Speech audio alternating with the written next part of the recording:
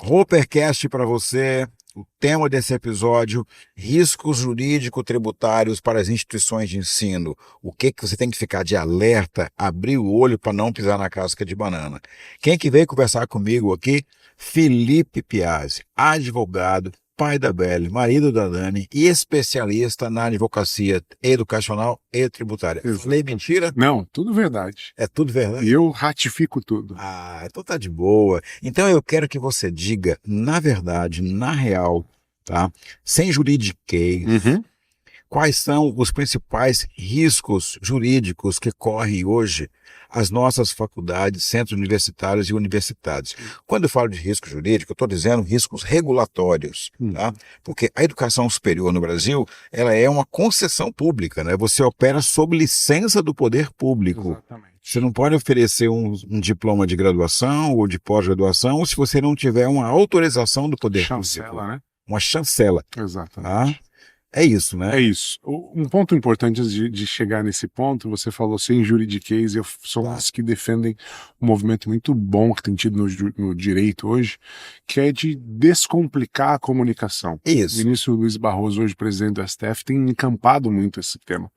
E não só para isso, e a gente fala aqui para instituições de ensino superior, muitas vezes o jurídico interno acaba sendo um óbice para muitas coisas. O jurídico falou que não pode. É uma frase clássica. Um jurídico muitas vezes se põe nessa posição como um árbitro com um apito na boca, querendo apitar tudo, não deixando o jogo fluir. Então é um ponto muito importante do jurídico entender, e também compete à administração dar essa visão para ele, de que ele é um gerador de resultado, não um complicador. Então esse é um ponto importante que eu faço para os seus pares. Para os meus pares. Mas vamos falar para os ímpares. Para os ímpares. Você falou para os pares. Eu quero que você fale agora para os ímpares. Legal. O que a gente tem acontecendo no Brasil? Toda troca de governo no Brasil, você tem uma troca de gestão no Ministério da Educação, mesmo que não troque o governo, que tenha uma reeleição, você tem uma troca de gestão natural no Ministério da Educação. E você tem ali sempre, cada ministro, cada equipe dá um alerta regulatório. Né?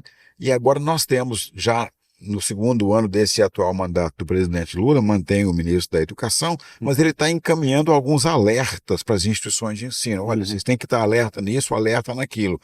Muitas vezes, quem não fica alerta acaba incorrendo em algum risco regulatório, e isso às vezes pode retardar ou até prejudicar a operação de algumas IES. Com a sua experiência, o que você entende hoje? Quais seriam os alertas que as instituições têm que ter para não incorrer em nenhum risco regulatório? Vianney, um ponto importante que você trouxe para começar essa resposta é como a educação é algo que é uma prerrogativa do Estado. Então o Estado tem esse compromisso constitucional dele ser o provedor de um direito chamado educação. Ele olha para si e fala, eu não consigo fazer sozinho. Vem cá a iniciativa privada e faz comigo, mas você vai fazer com uma condição, seguindo as minhas regras. Então é um setor altamente regulado.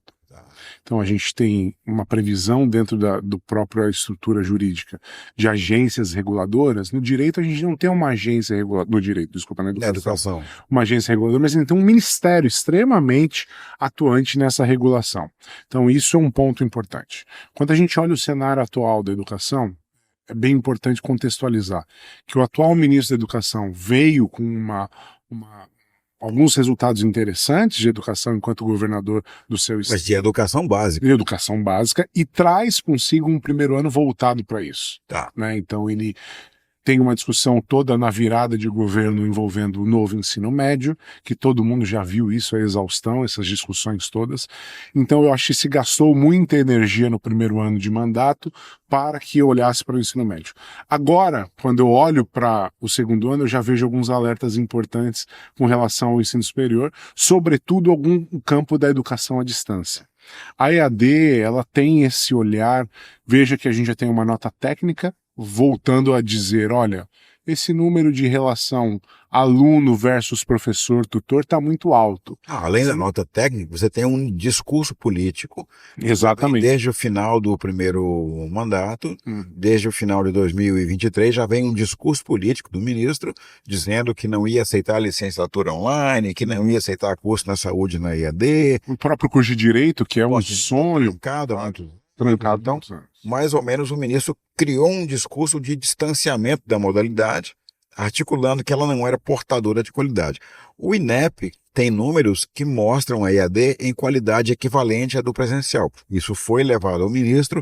O discurso da qualidade refluiu um pouco, mas ele voltou com a questão da relação alunos por professor. Isso é um alerta? Um alerta grande. Estamos aqui, obviamente, com um dos grandes especialistas do Brasil. Não, eu que sou o teu entrevistador. Você é arbitrador. Mas tá bom, mas estou falando. Você responde. Esse é um grande, obviamente, um grande alerta, porque ele vem seguido de um elemento dizendo, olha, a EAD não tem educação, não tem qualidade. Tem uma educação à distância que não tem qualidade, então eu vou pôr panos quentes nesta efervescência que se tinha em relação à EAD. Mas quando a gente olha no histórico, a gente pode perceber que hoje a maioria dos alunos, sobretudo os ingressantes, tem optado pela EAD, ou seja, já tem sido o maior ingresso. Sim, a realidade socioeconômica, né, e o cotidiano do aluno e a tecnologia disponível no Brasil já leva a maioria dos calouros para a educação à distância. É um fato social. A maioria está na educação à distância. As notas do INEP, de ENAD, mostram uma equivalência entre as modalidades. Então, o discurso da crítica inicial, ele foi meio que contraposto pela realidade. Aí o MEC vem com a nota técnica que já não trabalha a questão de qualidade, mas é uma percepção quase subjetiva, colocada numa métrica que não consta da lei dos sinais. Eu apostaria que vai haver, nesses próximos 3 anos de governo, uma intensificação na regulação da educação à distância. Eu apostaria isso em critérios talvez mais objetivos, então talvez uma busca, porque a nota técnica hoje ela não tem natureza normativa. Sim. Ela vai ter uma natureza mais intuitiva, de parecer. Então, acho que vai ter um caminho nesse sentido.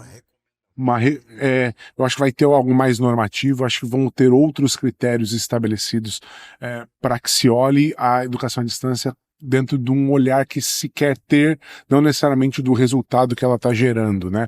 Então, quando a gente fala, por exemplo, de qualidade, porque o aluno às vezes pode fazer... Quem está medindo o aluno no presencial?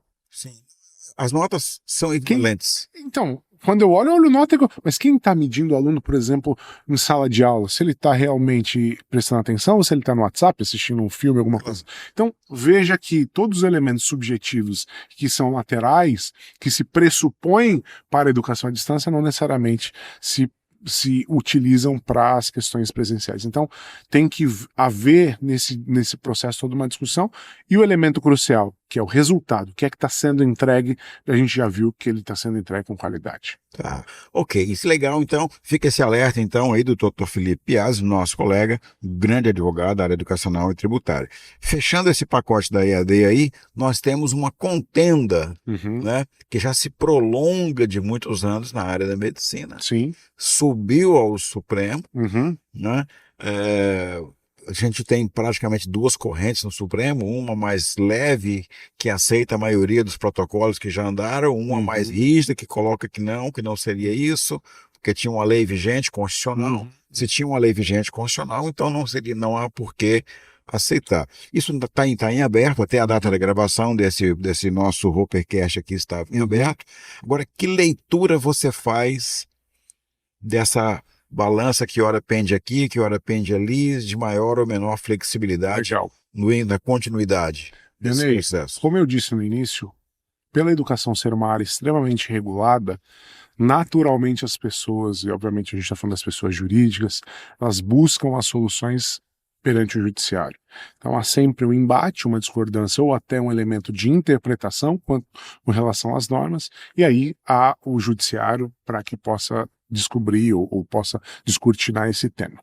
Com relação à medicina, bom, estamos falando ainda, não tem julgamento, o julgamento hoje está suspenso por força de um pedido de vista do ministro Alexandre de Moraes. Ainda podem vir outros. Que podem vir outros, então hoje nós tivemos já votos do relator, Gilmar Mendes, tivemos também do Fux e tivemos com relação ao Toffoli. 3 de um lado. 3 de um lado. Todos eles votaram no mesmo sentido, basicamente.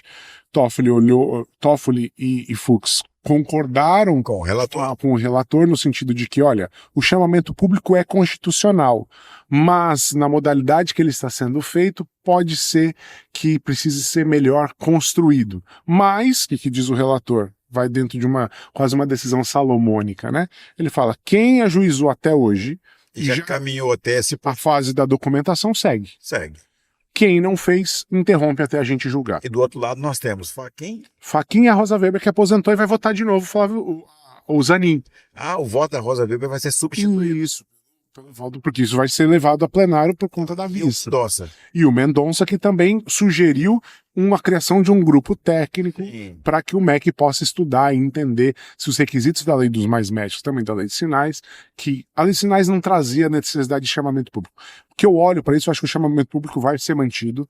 Todos os ministros têm apontado para isso. A lei dos mais médicos é constitucional. É constitucional.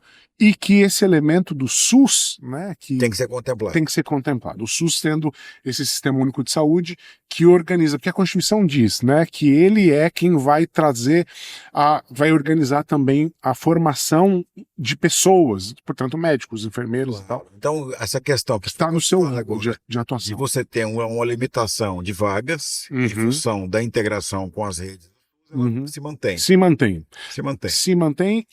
Apostaria que isso vai ser mantido, e obviamente apostar gravado, a gente pode morder a língua daqui a pouco. Então, o que eu entendo que acho que vai acontecer no julgamento, acho que vai ser mantida, vai ser reconhecida a constitucionalidade do chamamento, do edital de chamamento, imagino que vai ser mantida essa relação com o SUS, porque é constitucional, né? A legislação, a Constituição é bem evidente, bem enfática nisso.